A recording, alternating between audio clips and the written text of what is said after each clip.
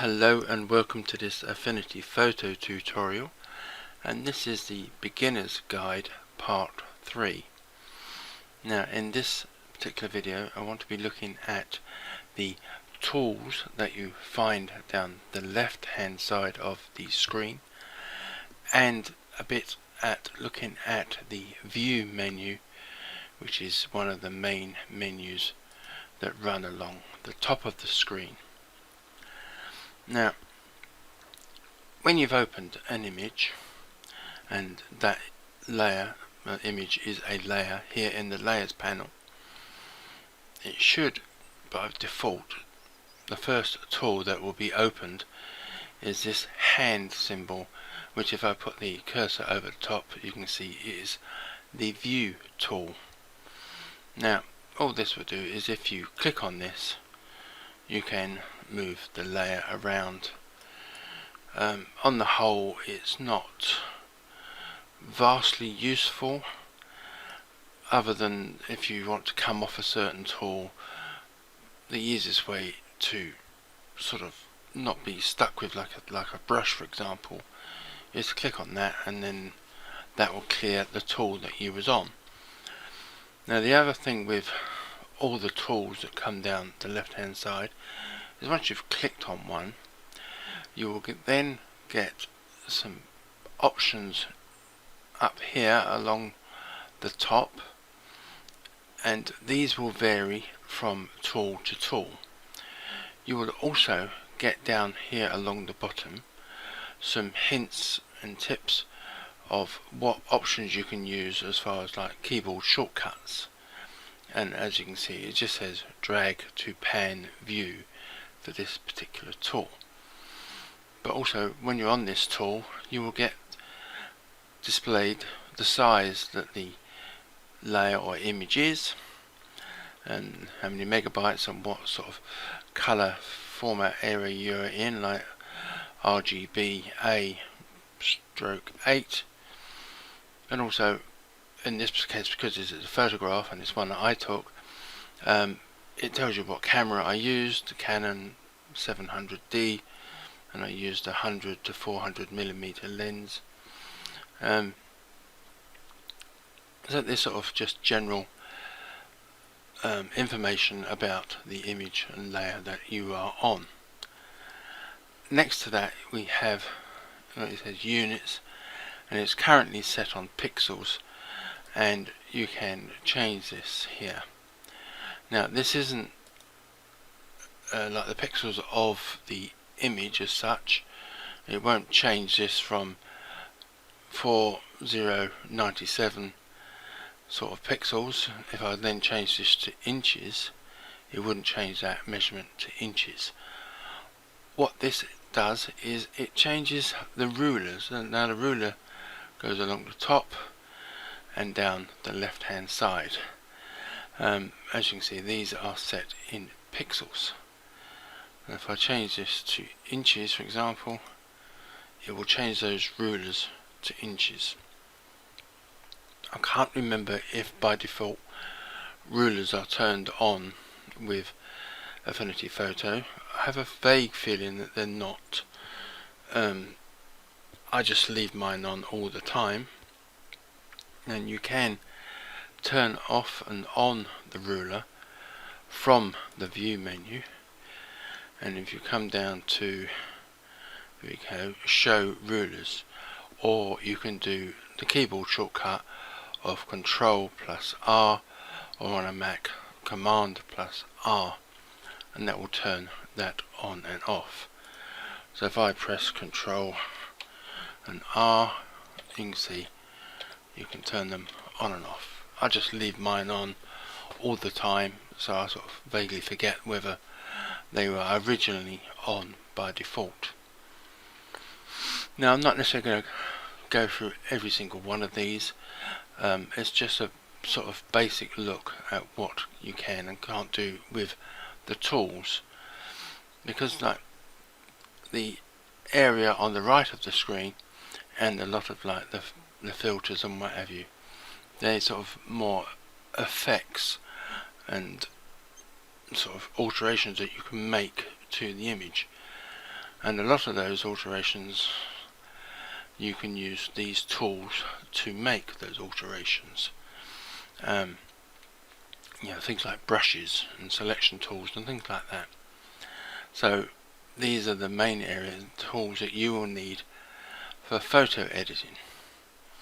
Now, as I mentioned in the earlier video, at the top here you have 5 icons which will take you to different personas. Now, whatever persona you're in, the tools down here will alter. Now, as we are in the pixel I should say the photo persona, where you will work on editing photos and pixel images and what have you, this has the most amount of tools down the left here. But if I change this, say, to the liquify persona, as you can see, the tools change and are sort of all completely different to what was in the photo persona. Now, to get out of this, you will either need to apply your changes or click on cancel. And if I then come to the develop persona, you can see we've only got like 5 or 6 tools here, and the same thing will apply. I just need to cancel to come out of this persona. And the tone mapping persona,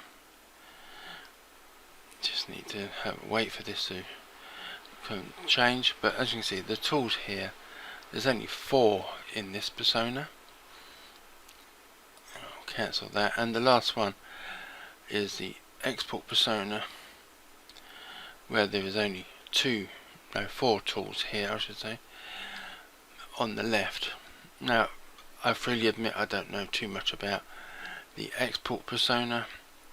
I've never fully felt the need to use it, so I can't really help about what this persona really brings to your photo editing. But I'll go back to the photo persona, and as I said before, this has got the most amount of tools down the left hand side, and I believe up until that last one there, these are all the default ones that come at the start when you open Affinity Photo.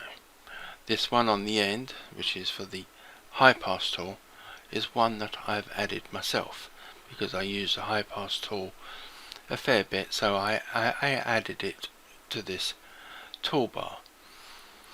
Now, if you want to edit this tool or tools bar, it's very confusing in Affinity Photo because this area along here is called the tool bar. This is the tool bar, and this down here is the tools, but it looks like a bar, so it gets a bit confusing.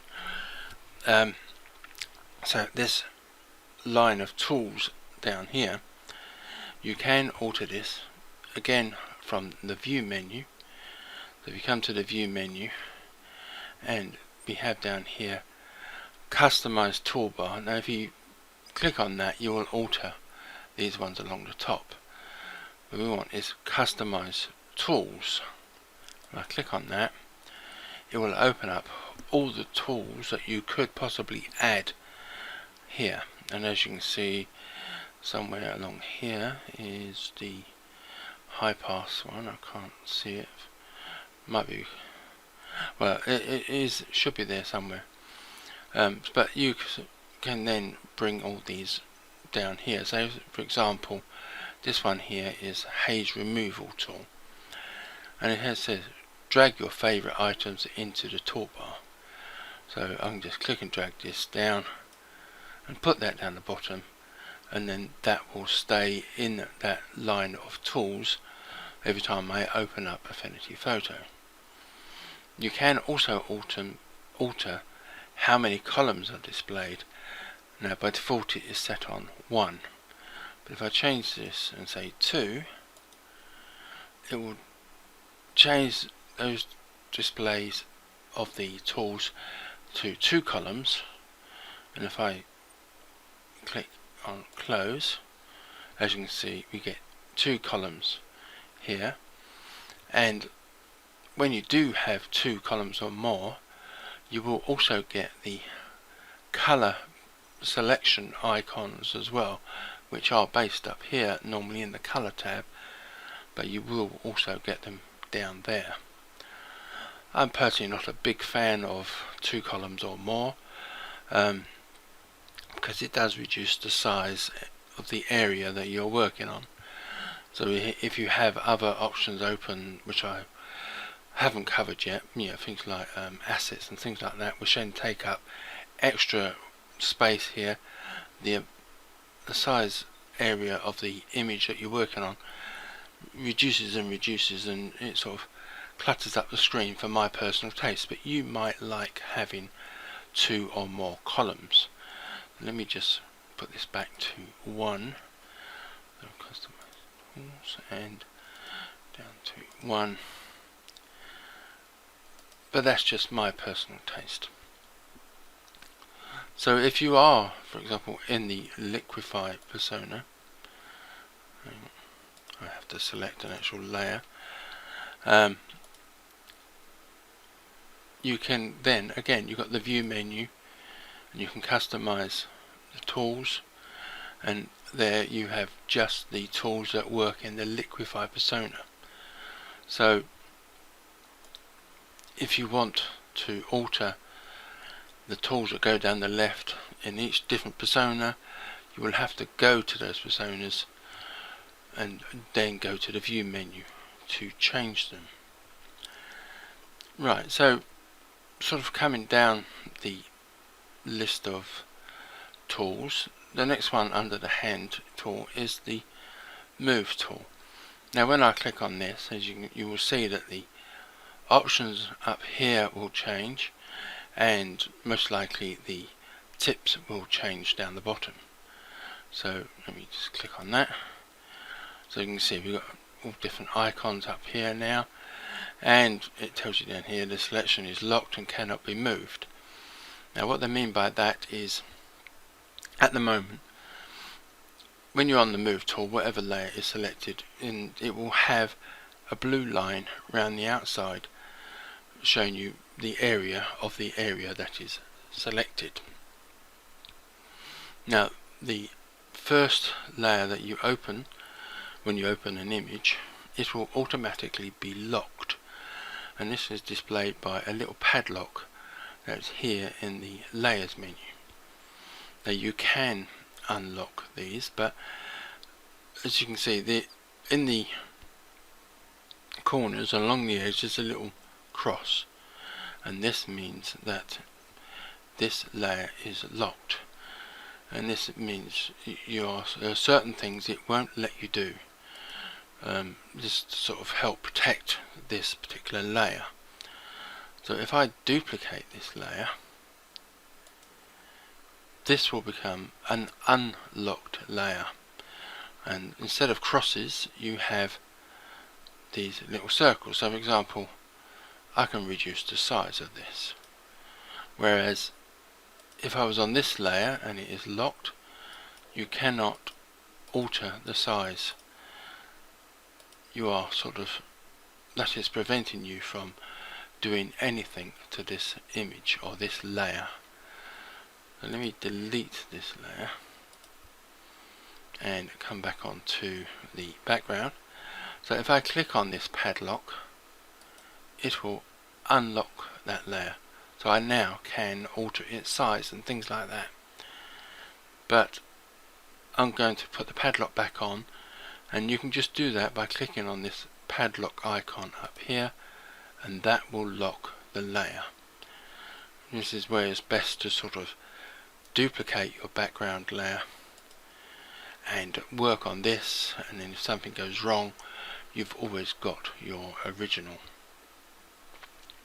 So that is basically what your move tool is. You can move the size of the layer that it is, or you can move it around, and basically it does what it says. It's the move tool. Now if you are on sort of a layer here and you click outside of the area, like in this grey area, that layer will become unselected. And this is sort of a thing that happens quite often. I see comments in Facebook groups and other places where they say that they're trying to do something but it won't work, and invariably what has happened is someone has sort of accidentally clicked off of the image and no layer is selected. So when you try and use a tool, for example, and it's not working, it's invariably because you have no layer selected. And a good example of this is, say, the gradient tool. If I click on this and I try and do something, nothing is happening. I can't, you could sort of sit here wondering, why won't it work? But once you select the layer, and that has this blue area around it, once you use the tool, it will work. So if a tool or something isn't working, make sure that you have a layer selected, and also make sure you have the right layer selected. So let me just delete that a second, and then I will just duplicate it again. So we are working on this layer, which is the duplication of the bottom layer. So the next icon down in this list is the color picker tool. Now there is a color picker tool up here in the color tab, and you will find it wherever you can select colors. It is invariably there next to the option that you're using to pick colors. But we have this one here, and you can change sort of the area that is going to be selected. So by default it is on 1x1, so basically means it will select the color of the pixel that you click on. But you can pick a larger area to select from, and it will give you sort of an average color of that area. So if you select an area or a pixel to select the color from, that color will be then put up here into the color tab, and at the moment, say this dot here is red. So if I sort of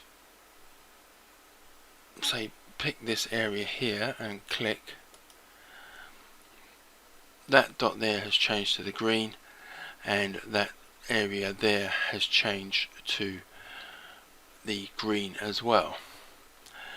Now the sort of main difference here is if I click and drag from that color picker up there and pick a different green, say for example, let's try and find a nice light one, let's try there, that should have changed that to a lighter green. Let me try that. Let's try this grey, be a lot easier to see. That dot there has changed to the grey, but it hasn't changed the colour yet. It is still set on the green that I selected previously. You just have to click on that to change that to the grey. Whereas with this option, if I select the green again, it will change both of those to the green that was selected. And like it says down the bottom here, click and drag to pick a colour, hold Control to pick into the document palette. I'm not 100% certain what that means, because the palette is there, I'm not, but you'd have to look at the help file to sort of maybe get some clarification on that. So moving on to the next tool, we have the crop tool. Now let me just turn this background layer off. So when you come to the crop tool, this is where you can crop the image in its size, reduce its height and its width, and like before, like I said, you do have a lot of different options up here along the top. And this grid that I have here, this is the thirds grid, so you can either have no grid, golden spiral, and diagonals. Now with those sort of last two, you sort of really do need to know what you're doing. I think it's so much easier to work with the thirds grid, because most sort of things that I've read, they say it's best to sort of work to the rule of thirds, which is where you have the areas of interest on these lines. So I've got like the eye of this bird intersecting on the downward line and the horizontal line, and they say that that is the best way to get the best sort of composition. And you can click apply or just double click inside the area and it will crop the image to that size. Let me just do Control and Z, and Control and Z is just the undo option, which I believe is in the edit. Here we go. Yeah, undo is Control and Z. So you can also sort of change sort of the ratios that you can use. Now there's plenty of people who've done videos on the crop tool, so I would sort of advise you to sort of try and find one of those. And while I'm on the subject of other people's videos, I'm going to add a link, or links I should say, to other people who make videos for Affinity Photo. It will be in the description for this video. There's some of my favourites, people like Olivia Sakaris and a few others which I can't think of at the top of my head, who are sort of people's videos that I think are very good, and it's worth checking them out. I will also add some links to some of my other beginner videos that I've made in the past. So getting back to this video, the next one down is the selection brush tool. Now as you can see, the icon changes when this is a brush to a circle. Now this is true of any sort of tool that has the word brush tool in it. So you've got the selection brush tool, we have the actual paintbrush tool, and then you've got color replacement brush tool in this option. Oh, another thing I forgot to mention is that any of these options that have a little black triangle in the bottom right corner, if you click on that little triangle, it will open up a sub menu and allow you to see other options. So this is the erase brush tool, and then here we got the background erase brush. Let me just come off that, and below that we got the dodge brush tool, burn brush tool, sponge brush tool. We've got any more brushes down here? Yeah, the clone brush tool, undo brush tool, blur brush tool, sharpen, meridian brush tool, smudge brush tool, and I believe we got here healing brush, in painting brush. So any of these items down here that have the word brush in it, you will have this circled icon. So let me come back to the selection brush tool, and that means that the brush size can be altered with the square bracket keys on the keyboard. The left hand one will reduce the size and the right hand one will increase the size. So if I come back to, say, the in-painting brush tool, as you can see, those keyboard shortcuts work the same on anything that has the word brush tool in it.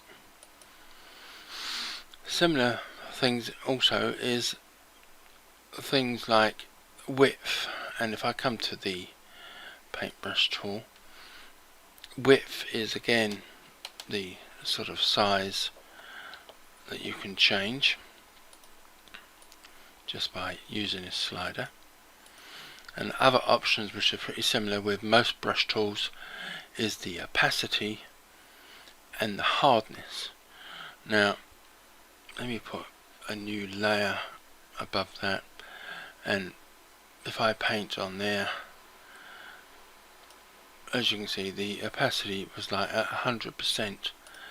If I reduce that down, say to 28%, and then I paint across there, as you can see, the opacity is not as dark when it was on 100%. Similarly with the hardness. At the moment, let's put this back up to 100. At the moment the hardness is on 0. So that basically means the edges aren't sort of clear and crisp. It has sort of very soft edges. But if I put this up to 100 and then I paint across there, as you can see, it's much wider because it's not being sort of tapered off to the edges. So those sort of options of hardness, opacity and width will be available with not all the brush tools but most of the brush tools. Let me just delete that layer as we don't need that now, and I'll come off of that tool and back to the selection brush tool. Now with selections, a lot of these sort of next few items here, they are selection tools. So we've got the selection brush tool, flood select tool, and the marquee tools. Now these are also like selection tools, and this means you can select a certain area. Now you can select the whole layer, and you can do that. If you come up to the select menu, you've got select all, or you can use Control plus A or Command plus A. If I click on that, it will select the whole layer, and you get this sort of black and white line going around the edge of the area that is selected. Now I know this is a Photoshop tool, but most people refer to this as like marching ants, because that's what it sort of looks like, a line of marching ants. So wherever this line of marching ants is the area that is being selected. So if I press Control and D, it will close that selection.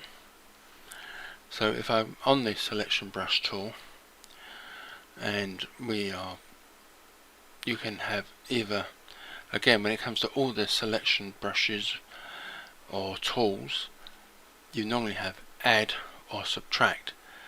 So if I select, say, this area up here,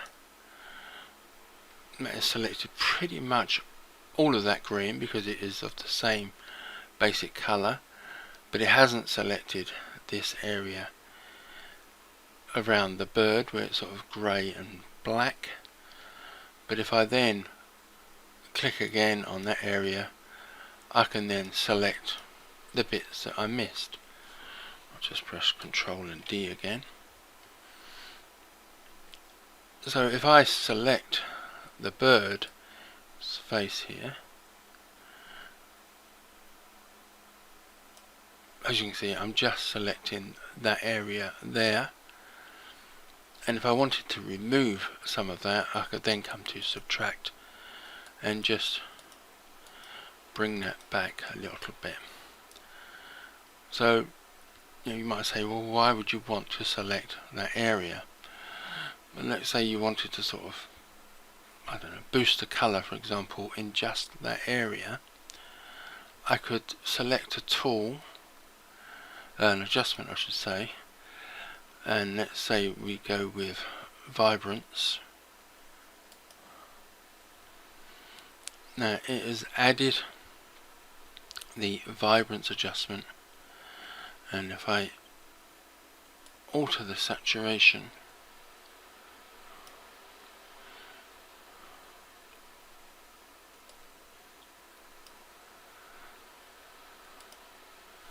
and then turn off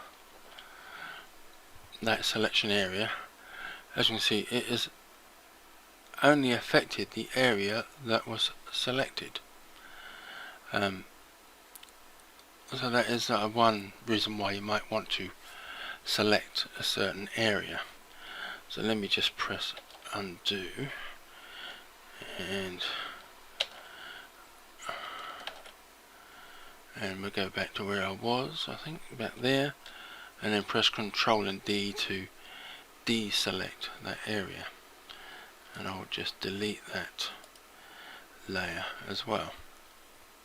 So this is what the selection tools can be used for, and I very rarely use the next one, which is the flood select. So you can click on an area and it will sort of select pixels that are of a similar color,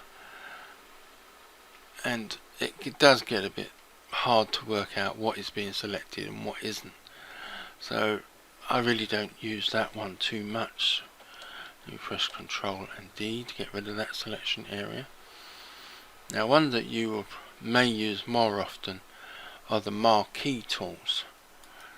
Now you've got the rectangular, elliptical, column and row.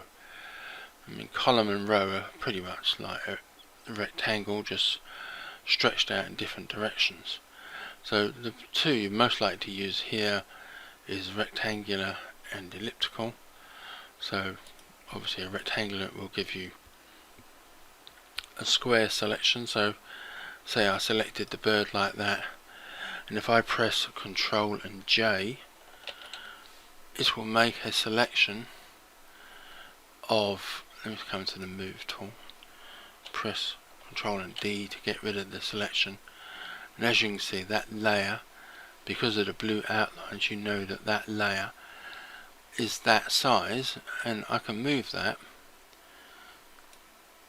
and because I press Ctrl and J, it has only made a duplicate of the area that was selected. So let me just delete that, and let's say we do the elliptical marquee tool. It is a bit harder to sort of work out where you're coming from here. Let me press Ctrl and D, but if you look down here along the bottom, it's got drag to create and move marquee, drag and shift to constrain, drag Control Alt to add, drag and Alt to subtract, and drag and Control to move layer with selection. So what I'm going to do is I'm going to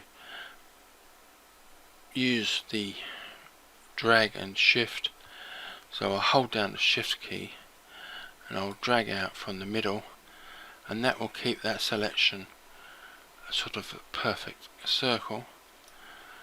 And once I let go of the mouse and then the shift key, I can sort of move this to where I want it. And if I press Ctrl and J again, it will make a new layer of that selection. And if I press Ctrl and D to shut down the selection, come to the move tool, I can move that around to have this selection in a circle. So let me just delete that layer. Now also in this menu down the bottom we have the Freehand selection tool, Now this option it can be a bit tricky to sort of master, but you have the option to make a selection freehand, which would basically be if you click and just draw around or whatever, and when you come back to your start position you have your selection area. So if you don't want a perfect circle and you want a funny shape selection, you can use freehand. Let me Control and D to shut that down. The next one is Polygonal. Now this one can be used if you want to cut out sort of a perfect shape sort of thing. So you just keep clicking as you move around the item that you, obviously I'm not being too precise here, but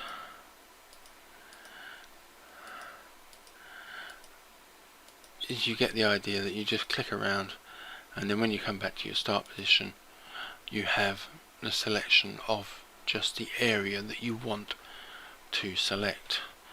You press Control and D, and like before, like I said, you got the add and subtract and other options along the top here. And the last one is the magnetic tool, which is similar to the polygonal tool, but you just sort of click and keep the button held down and go round the item that you want to select.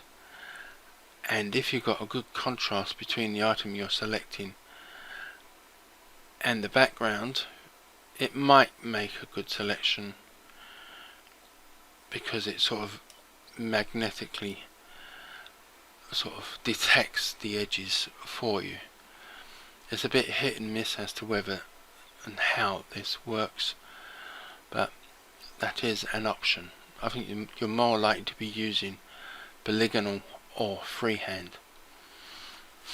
Now with all the selection tools you can use the refine option, and you can also interchange between the different tools.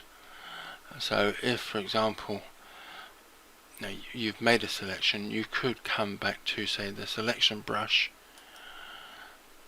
and as long as it's on add, or even add or subtract, let's say we're on subtract at the moment, I could remove a bit from that selection.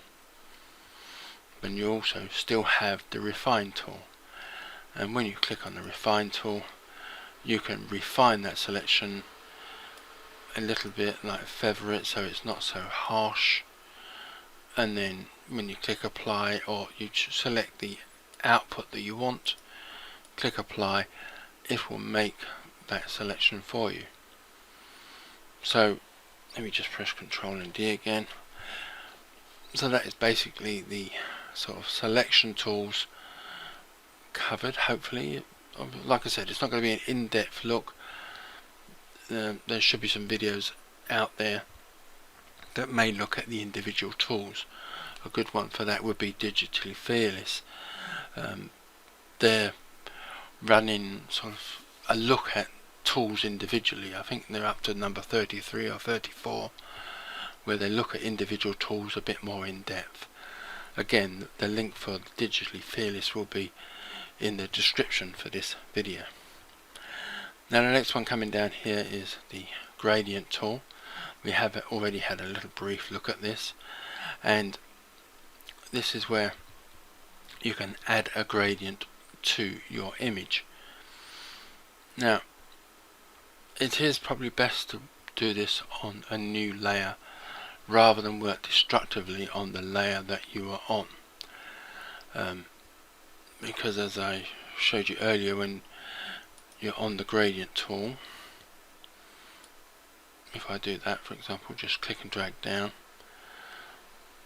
it has sort of affected the layer that I was on, and you can't then sort of, it won't help you that much. It's best to work on a new layer.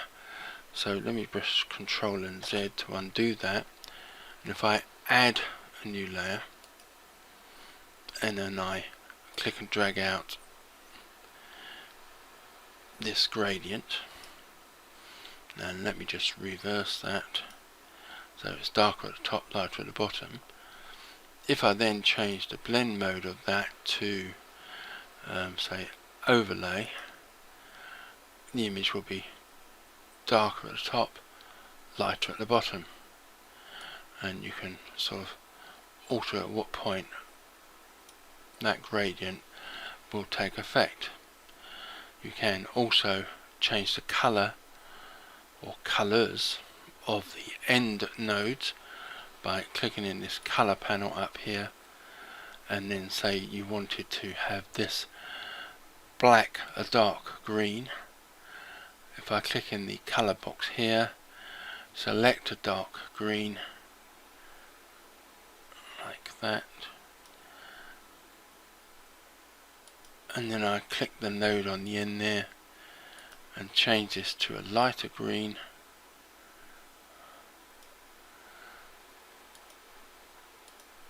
As you can see, that effect that the gradient tool is having on the image.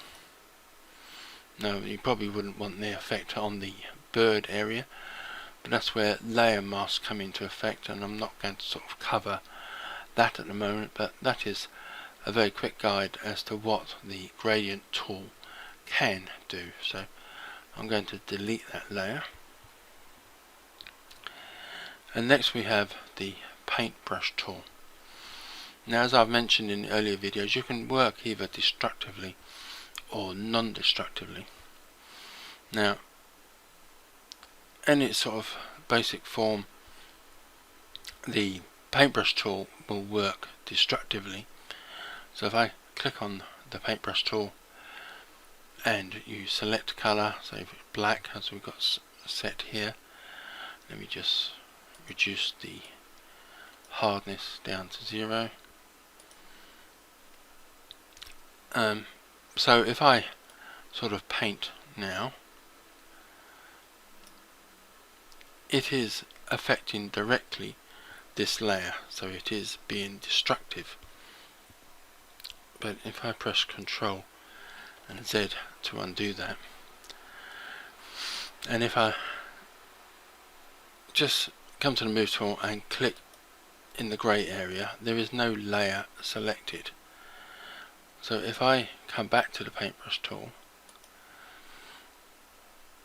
if I paint now, doing the same thing, because no layer was selected, Affinity Photo has automatically put that painted area onto a new layer. As you can see, I can move this around, so this is working non-destructively.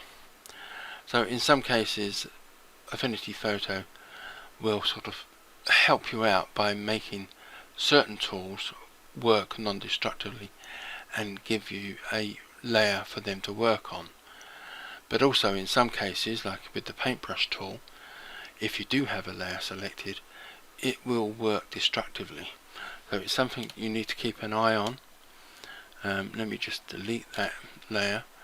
So if you are going to be using the paintbrush tool and other tools, I might add, it is probably always best to add a new blank pixel layer and then work on that layer, rather than work destructively on the layer that you want to have the effect on. Hopefully that makes sense. Let me just delete that off. And below this we have the paint mixer brush, which if I click on this, it says down here at the bottom, drag to mix colours, left to load the brush, and C to clean the brush. Now this is a tool that I really do not know too much about, and so I will not sort of cover this. You need to look at the help file or try and find somebody who has made a video about this. The next options, which pretty much explains itself, is the erase brush tool, and you got the erase background and flood erase, but the main one you're more likely to use, and it's something I very rarely ever use, but is to erase areas. Now, as you can, hopefully you can see by the sort of preview that it's shown with this brush, you can click and erase whole areas of a particular layer. And as I have the bottom layer turned off, it's just showing that there was a blank area there. So if I erase that, say that corner off like that, and then I turn back on this layer, it'd be almost like, you know, you can't tell that an area has been deleted. But if that is on, and we are on this top layer, and let's say I delete this bottom corner,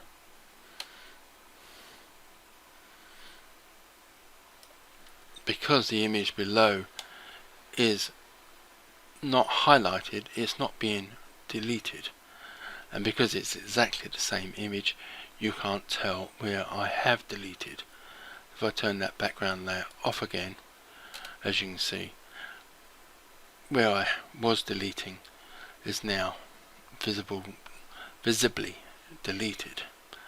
So let me just delete that layer, turn this back on, and duplicate it again, turn that off. So let me come off that tool a second. So this is sort of a good example of why you should work on a layer, a copy of the layer, and keep your original sort of safe by turning it off. So if you do make an error, sort of select the wrong brush and erase something by mistake, you've always got your original to come back to. Now the options below this are the, in this little sub menu you've got the dodge brush and the burn brush. Now I do get these slightly mixed up. I believe dodge brush will make areas lighter and the burn brush will make areas darker, and the sponge brush will just sort of muddy the waters a bit. It will just sort of make the areas a bit blurred. Below this we have the clone brush tool. Now this is good if you want to copy a certain area. If I select this brush, and it says down here Alt and click to select a source. Now you need to select an area that you want to clone. Say for example, just like Blackberry here. If I, again, like, yeah, because it is the brush, you can change the size. So if I hold down the Alt key, the cursor will change to a target, and if I click, that area is now being selected. So I can paint in a cloned area of that Blackberry. Let me just press Ctrl and Z to get rid of that. Now, why you might want to do this, say for example you wanted to get rid of that Blackberry, if I clone from, say, an area down here, I can get rid of that area, and then it will select a different area, say this white area here. You could probably extend that over and then select an area from up there.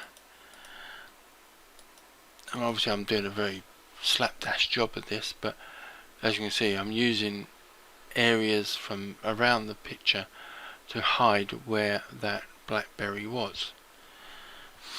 Let me just press Ctrl and Z a couple of times to get back to the original.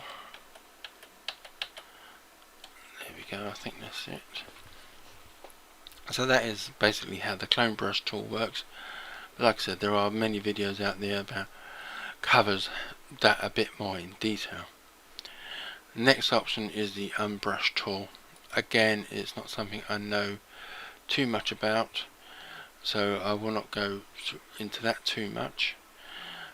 And below this we have the blur brush tool, sharpen brush tool, and these other, again, these are tools are something I personally have not used too much, but basically if we just go with the blur brush tool, change its size, and let's work on this blackberry area again.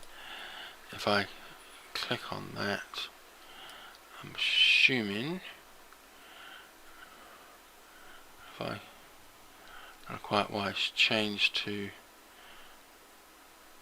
a deletion option. Yes, I don't know quite what's going on there. It doesn't seem to be having any effect. So, like I said, it's not something I use very often, and for some reason it doesn't seem to be doing anything. Maybe I haven't sort of got the settings right up here. So I will bypass those options. Next one we have is the in-painting tool. Now, the in-painting tool is a bit like the clone tool, but it's sort of a more automatic version of it. The clone brush tool, you select the area you want to clone from and where you want to clone to. The in-painting brush tool is similar, but this time you paint over the area that you want to remove, and the computer, not the program I should say, will then select areas from around the area that you have selected and use those to clone into the area you have painted over. So again, working on this blackberry here, if I paint on this area here, and then once you finish painting and let go, the program will then do its best job at cloning out that area. And as you can see, it's done a pretty good job. In fact, the in-painting brush tool is pretty good in most cases. Not all cases, but in most cases it does a pretty good job of removing items that you don't want to be seen. Let me press Ctrl and Z to bring that back. There are a few other options here, like the healing brush tool, paint brush tool, and other. They're very similar in the in-painting sort of tool, but they're sort of more for specific areas. Again, there are videos out there about those. Next we have the pen tool and node tool. Now, the pen tool is sort of a bit similar to the polygonal selection tool, but this time rather than selecting, it will draw an area that you select by clicking around something. If I come back to the beginning there, and you can alter the size of what you have drawn. So as you can see, it started on 0, and we have then come up to a size of 5.8. You can change the colour of the area that you have drawn.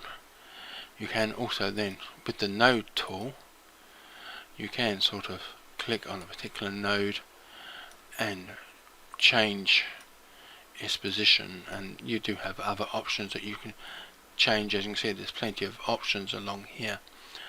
So again, I would suggest looking at videos on the pen tool and the node tool. And let me just press Ctrl and Z, and we'll get rid of all of that. In fact, it's because it has made this a non-destructive layer automatically, I'll just delete the layer, be a lot quicker. Next options are the shapes. Now you have quite a few shapes here. Your rectangle tool, which is probably the ones you're going to use the most, elliptical tool, but there are many shapes here that you can make. So let's go, for example, the heart tool, and again you've got the fill color and the stroke color you can change. And let me just draw out this heart shape,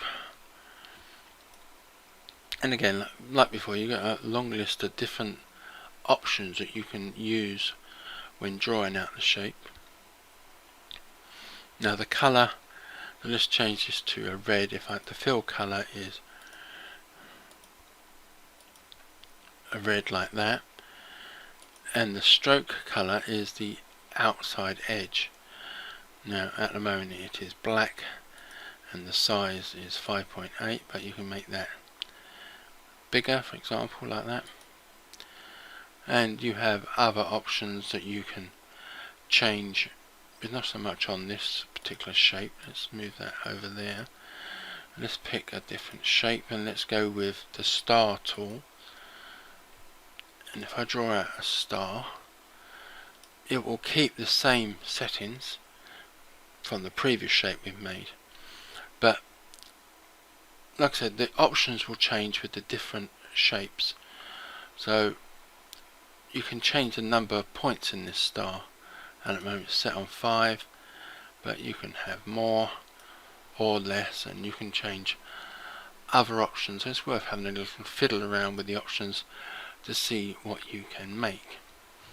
So again, although I had this layer selected, as soon as I started to use a shape, it automatically made it on a new layer. So it is forcing you to work non-destructively when using shapes.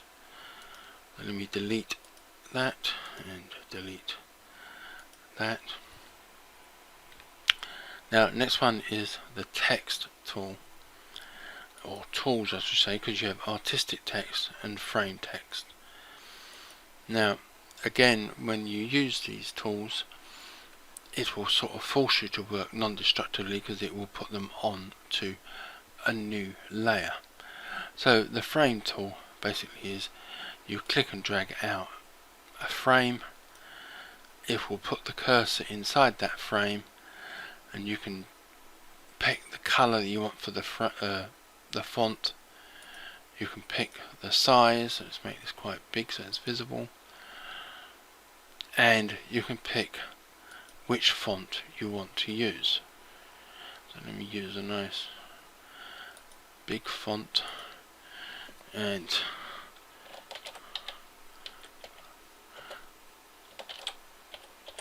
it's not as big a font as I thought. Let me just highlight that text, make that much bigger. There we go. So the text that you have made, let me highlight that, will stay within the frame that you have made. If you come to the artistic text tool, this will basically mean if you come to an area where you may want some text, you just click and drag out a size that you want and then start typing, and it will sort of build the frame around the area that you have typed. That's basically how the various text options work, but again you do have many options along the top with both the text tools, and it is worth looking up a video that is just about text.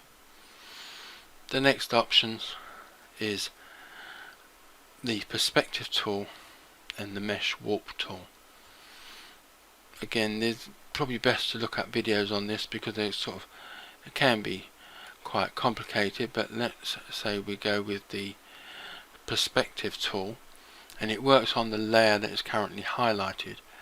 Now in this case it is this bit of text that I've typed here, and it just means that you can alter the perspective of this just by clicking on the end nodes and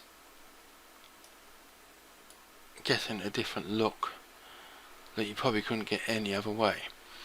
Now the difference here is once you start using this, especially on a vector layer, which the text was, sort of as soon as you apply this, it will become a pixel layer, and especially when it comes to text, it could start to pixelate. If I click into this, zoom in I should say, as you can see the edges, because you've stretched them a bit too, or I've stretched them a bit too far, and it is now a pixel layer that is pixelating. Whereas if I come up to this other layer, if I zoom in, I mean it does sort of pixelate a bit as you zoom in, but it will become even more pixelated as once you use the perspective tool. So let me just center this a second, and the mesh warp tool, it is sort of very similar in the sense that you can sort of misshape something, but you do also have these handles where you can click and drag and make this sort of a weird shape all round, and sort of really affect the text or whatever subject that you are working on. Again, once you've used it, it will become a pixel layer. And let me just come off that tool, and then you click apply, and it will make that alteration for you.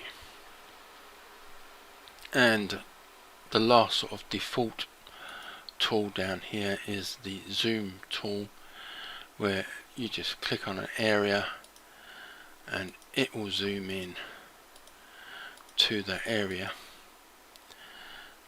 It's just as easy, I find, to click on this slide brush here, or use the wheel, the center wheel in my mouse to zoom in and out, which I don't think it does by default. I think you need to turn that on in the preferences. If I press Control and 0, it will just center that down. Now, like I said, these last two are ones that I added myself, so I'm not necessarily going to cover that too much, but let me just see whether this Haze filter removal tool will have any effect on this image. Let me just click on this, and yeah, so if I push that really high, it has probably removed some of that. You turn that background layer on and then turn this off. So that was the original layer, and that's with the Haze removal tool. So that should cover, I think, hopefully all of this, these options down the left here, and to a certain extent the view tool menu, I should say. And I just want to sort of finish off by saying that using the view options in this menu, not only can you sort of alter how the toolbar and the tools down the left look, you can also alter how the studios look.